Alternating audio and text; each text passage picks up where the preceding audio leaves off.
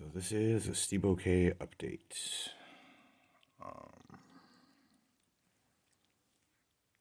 He's in good spirits. Yesterday, I got off work with the daylight savings time. It gave me basically an extra hour of clock time to be up before going to bed. And right as I was about ready to go to bed, this guy hopped up onto my lap several times. He got up and he'd be there and moving around, couldn't seem to get comfortable, and I'd set him down and he'd walk off and he'd run over to like a pizza box on the floor because, excuse me, burping water, leave, boxes for them to sit on. Hi, Steve. So, the final time that he hopped up onto my lap, I was sitting in my computer chair where I normally, you will see me doing my videos, and I was sitting with my leg crossed this way, feet flat on the floor in the chair. And he climbed up in my lap right here and then over my knee this way, hopped down, and he went right between the TV tray and the extending surface of the desk that my devices sit on. He went straight in between and landed down, but at the moment he did, he turned and went this way and immediately sat weird and started vomiting all over the floor.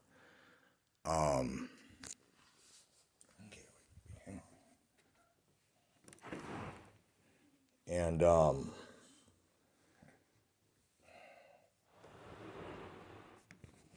isn't bunching up. So, yeah, he puked twice on my left side and then tried to hobble around to the front and then made it over about to here relative to where I was sitting and then vomited one more time and then scurried over onto a pizza box. So I picked him up and he began whining. I noticed when he had walked over that he was limping extremely oddly. This leg was kind of twitching like while he was trying to walk and he couldn't put weight on it. So I picked him up and sat down with him, hugged him. He was starting to whine with pain, and I took him into this room and I was going to isolate him and set him up someplace soft to sit. And so I tried to set him on my bed and I tried to set him on this bed, and he just scurried. And so I picked him up before he could jump. And the other thing was, before taking him into here, I had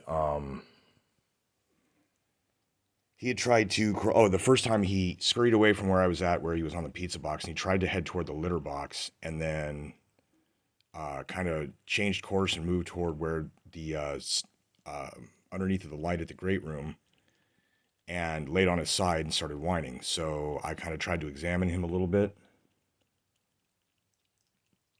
Oh, buddy. Tried to examine him a little bit and just, see what was up. And I ended up having to roll him. He was laying on the other side, so I had to roll him onto this side. And his hip's a little weird here, and I'm now suspecting that perhaps he has dislocated his hip.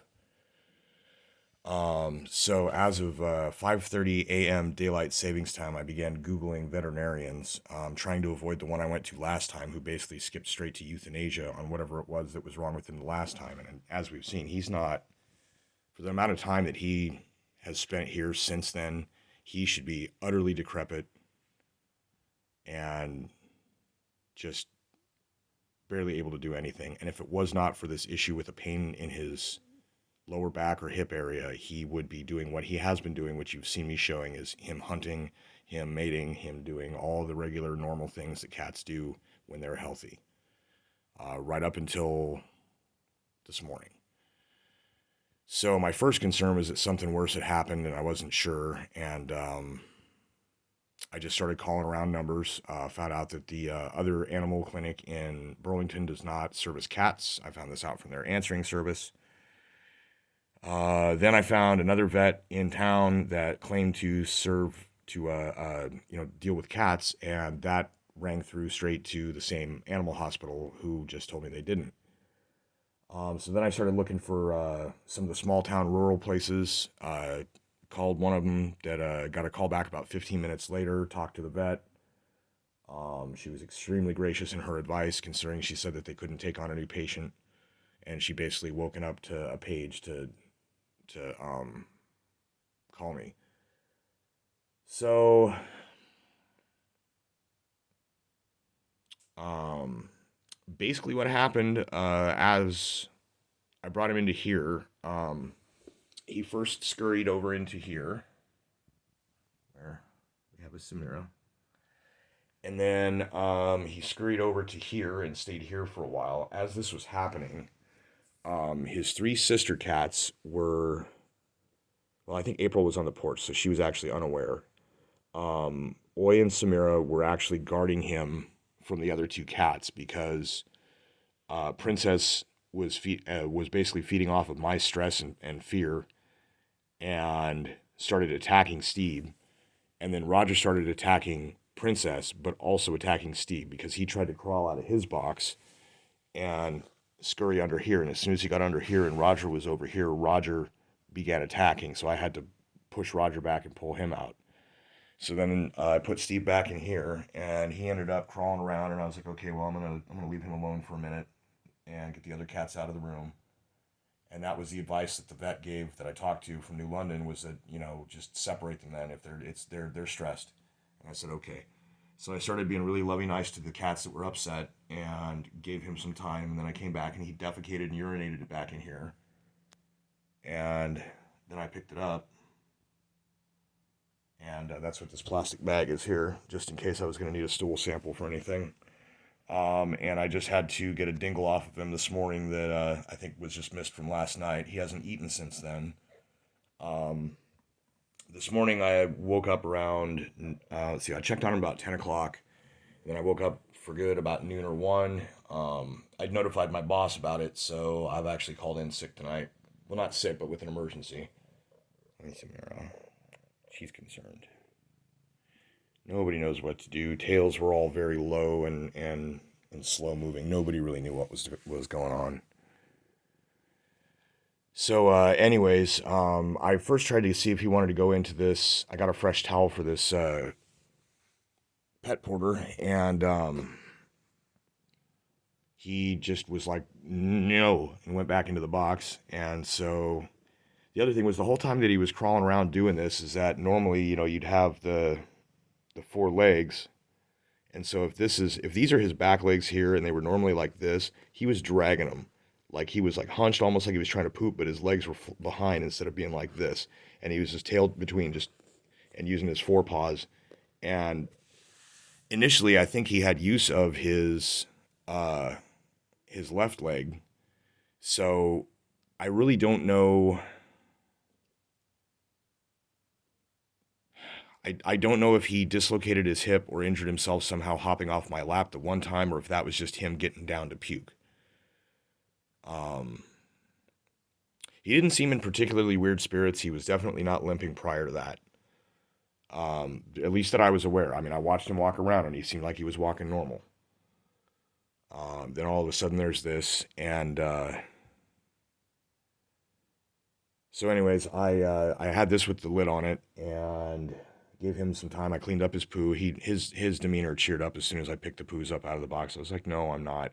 I just laid there with him, and he had his paw outside. I put my paw next to his, and he touched my hand. It was like we held hands, and I lay there and prayed.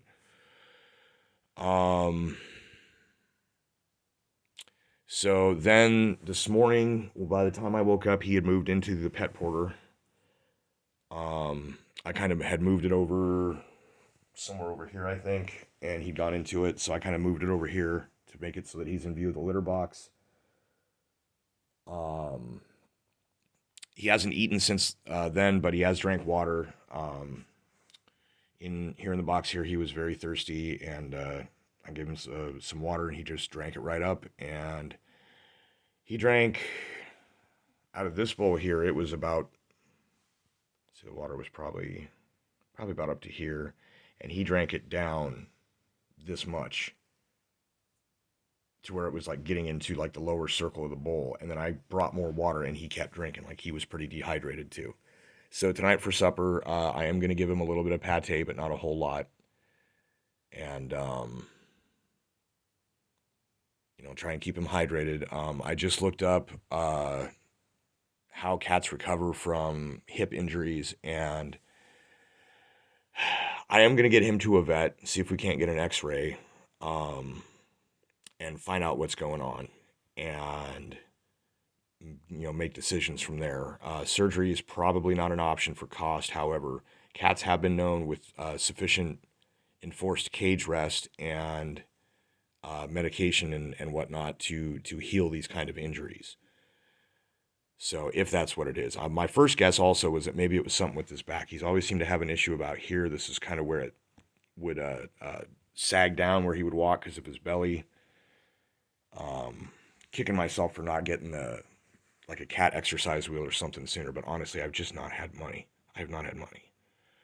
And every time I've asked for money for anything, people will help me feed the cats, but nobody would donate towards something like a cat wheel, so there's no point.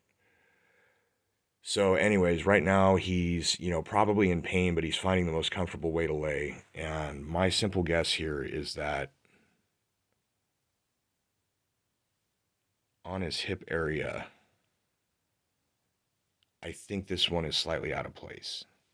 And like I said, that was the one that was limping weird and everything. Now, as far as where he landed, from what it looked like when he went over, he came down front feet first, and would have his whole body at this angle before bringing it down like this. And that was what made me wonder if he kinked his back and maybe pinched a nerve or something. And so I was very careful about picking him up. I was very careful about holding him. And what I made sure to do was try and hold him at least once or twice in what they call the long cat position. And what that is where you pick him up under the armpits and you hold him up high enough that their spine kind of is allowed to stretch, because cats have quite a bit of elasticity in their spine, unless they have arthritis, of course. So, I'm there's a warm spot right here, right about the spot that I suspect. So it might be a further back injury. Like I said, I want to get an X-ray just to find out. Maybe there's spondylosis or something. And yeah, so quality of life is a concern, but not in the sense of euthanasia so much as I want to make sure that if his spirits are otherwise good, if there's a way for him to heal, then that's what we're going to do. But if he's obviously in pain, I'm not going to let him just sit here and languish for weeks or whatever. If that happened the last time, I feel so terrible, because I never heard him cry. I never saw anything like that. I would just be like, where'd he go? And he was always in the same spot. So maybe that was his version of the cage healing without having this thing open. After I took him to the vet the first time there, I left the cage open, and occasionally he wouldn't really go in it, and Princess would go and explore it, but so I swapped out towels, and he finally came into it. And since I've been checking on him here, he's just been staying inside here. And with him snoozing like this, I'll probably put the top on so that he's got some shade and I can leave the light on so it's not a darkened room. And yeah, I'm just going to be checking in on him about every 15, 20 minutes, half hour, something like, unless I hear something. Now that the initial stress is past, nobody seems to really be bothering him. Princess is on the porch. And I think I'm probably going to close these doors off again when I let her in for supper time so that she just doesn't even mess with his food. And yeah, so meantime, I'm home for the evening with the cats. I think I'm going to get a little house cleaning done in my in-between times. It just gives me something to do to keep my mind occupied. And yeah, I fell asleep praying. I woke up praying. Please forgive me for anything. Please save my cat. This is my son. So, I do everything that I can. His breathing is not super labored. It's not, there's literally nothing else about him. His temperature, the vet that I talked to on the phone had me check his hind paws for hot or cold. And I said, I don't really feel anything in particular, and about the same as the front. At first, it seemed like he didn't even have feeling in his feet, and I think maybe he either had a nerve pinch that caused the tingling, like it fell asleep, pins and needles, and maybe that was it. Maybe he somehow had pins and needles, but he's still limpy, he's still hurt. So it might be something worse. Like I said, I got to get him to a vet here, which means I got to find one that's going to be available and open Monday or Tuesday. And I mean, I've got money in the bank, but fuck, man, I was just going to take a couple $100 because I got a letter from the county about property tax. And then this happened. Meanwhile, the guy at work that is the biggest douchebag that nobody likes, that, like last night I watched him just shake the ever living crap out of somebody's 2 liter because he knew for a fact that they weren't going to tip, and they didn't.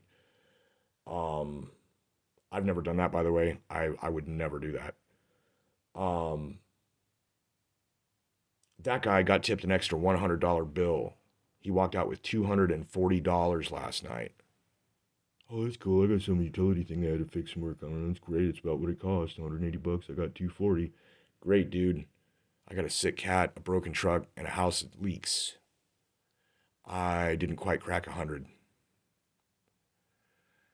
So, anyways, this is your Steebouquet update for, what is it, the 7th, I think, today. Yeah. So he's resting, and this is the dumb thing. I bought these thinking of him, and he won't eat them. He wouldn't touch them. But when I got Roger's urinary tract medicine, I got this, and none of the cats will touch it. It's supposed to be everything they need.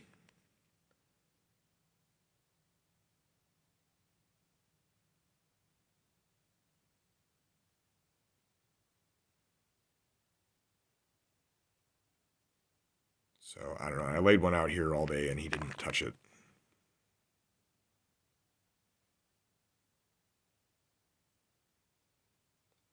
So, I don't know. If I take a couple of these pieces and chop them up real small, blend them in with the pate, maybe he'll get some of them down. We're going to see. We'll get a cutie. So, yeah, and this shit was like freaking almost, I think it was like $20 for this. So, anyways, and then right after I bought it and he wouldn't touch it, this happened. So, Steebouquet, I love you, buddy.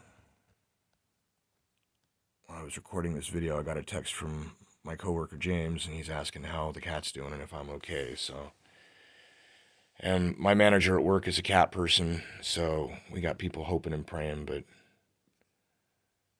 he's in pain and he doesn't know what's happening, but this guy is not. Yeah, buddy. We're going to get you feel better. Oh. So, that's your Steebouquet update. Please pray for my cat. And if you know anything about joint issues or anything else, anything that you've ever heard anyone talk about, I will gladly research it before getting into it. But yeah, I think he's got back and hip problems, probably arthritis. He is a neutered male and he seems to have anemia. If anybody who sees this has any advice, please leave a comment below. I will appreciate all of it. And again, please pray for my cat. Thank you.